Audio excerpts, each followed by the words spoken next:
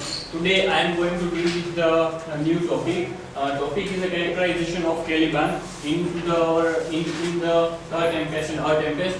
We are going to deal with this unit, this chapter with a different kind of perspective from the perspective of colonization. So let's discuss this topic. So first let's take a brief introduction about colonization.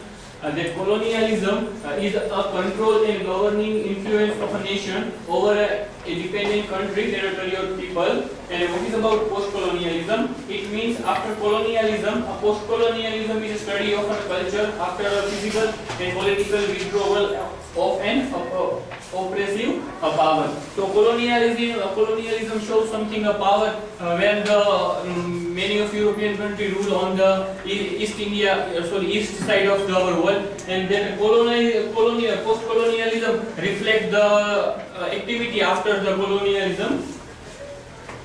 Let's see the chart. That colonize the people are at the top level and colonize the people were at the bottom level. Let's discuss the character of Caliban. So in the Tempest and Tempest there are different kinds of characters. The Tempest is written by William Shakespeare, and while the Tempest is written by Emmy Caesar. The Tempest is written between 1610 to 1611, while Tempest is published on 1969. In English, The Tempest is written and published in English language, while Tempest is translated from English to French language. And Tempest is a post-colonial revision of William Shakespeare's The Tempest. So Tempest is some kind of, with the use of some changes, the Emmy Caesar has brought this translation. Character of Caliban. Caliban, a villainous Iceland, a native, the deformed son of which named Sycorax, who ruled the Iceland before Prospero arrived. He now works as a Prospero's slave, but despite him, in the play he knows to have said many colorful curses. Before Prospero arrived, Caliban was already lived on this Iceland, and he was a master of that Iceland. But when the Prospero came, at that time we can see the master-slave relationship, and then the Caliban becomes a slave.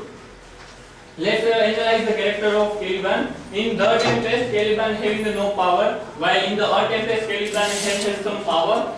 In the Tempest, Caliban have no languages, while the Tempest, Caliban has a language who can speak. Presented a colonial mindset, colonial Caliban, and the Tempest shifts perspective from the colonial to post-colonial.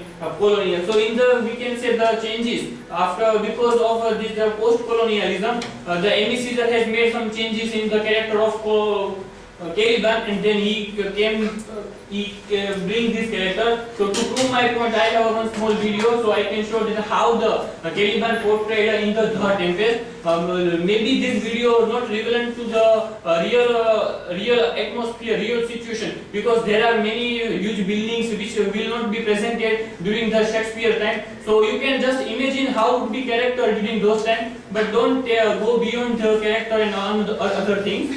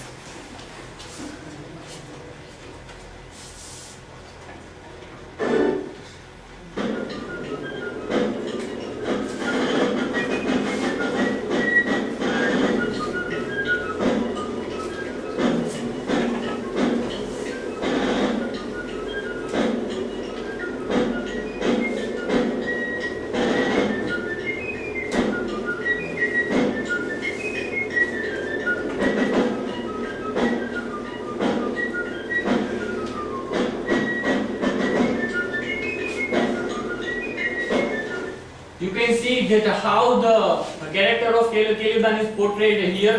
White people are beating drum and they are in a power position, while the slave is reflected to the character of Caliban.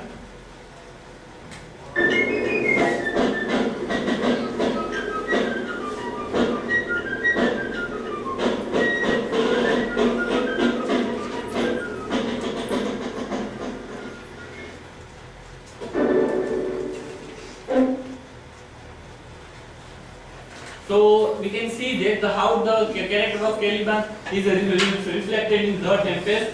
In the Tempest, Caliban is presented as a moral brutal and as a monster, while in The Tempest, Caliban is presented as a colonized with more aggression.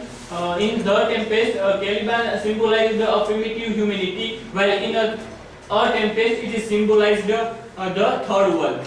His enslavement is because of his own character, enslavement caused by their race. So we can see here that in our Tempest, Caliban is one kind of rebellious person. He do not follow the order of his master. He wanted a rebellion. He wanted a freedom from his master. So in a post-colonial mindset, the Our Tempest, Amy Caesar has shown the good character, a better character in the conditions that how from because it is possible that Shakespeare has not portrayed Caliban as a negative shade, but it is one kind of an unconscious thing that Shakespeare has showed the Caliban as a negative shade. But while Our Tempest, the Amy Caesar has showed some kind of light, strong light, and then he has portrayed a good character. In The Tempest, we can Caliban tactically admits his attempts to rape Mirinda, while in Our Tempest he attributes his alleged attempted rape of Mirinda to in a prosperous language. Accepted in The Tempest, Caliban is accept his dominated subjectivity, while in Our Tempest his intense feelings of isolation for his dominated subjectivity. In The Tempest we can see the Caliban do not seek for freedom, not aware about the role of language, while in Our Tempest seeking more for his freedom, know how to use language. So language is a one kind of a barrier which shows your freedomness.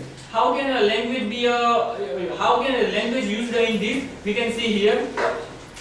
In the character of Caliban, have no languages, wanted to be slave, while in Our Tempest, Caliban greets Prospero by saying Uhuru, the Swahili word for freedom. Caliban favors a revolution. In the Tempest, we can see the Caliban have no ability to speak, while in Our Tempest, Caliban uses a language. Caliban often speaks in his native language. In The Tempest, we can see that no objection with his slavery, while in Our Tempest, Caliban tells Prospero that he has no longer to wish to be called a Caliban.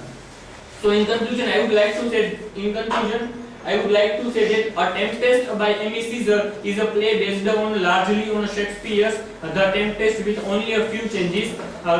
Amy Caesar's version of this play explores the original concept in future depth by incorporating the themes of colonialism and negritude, which Caesar studies extensively. A Tempest addresses modernist issues and theories through the utilization of a classic play that most modern readers are familiar with. So that was from my side. Thank you.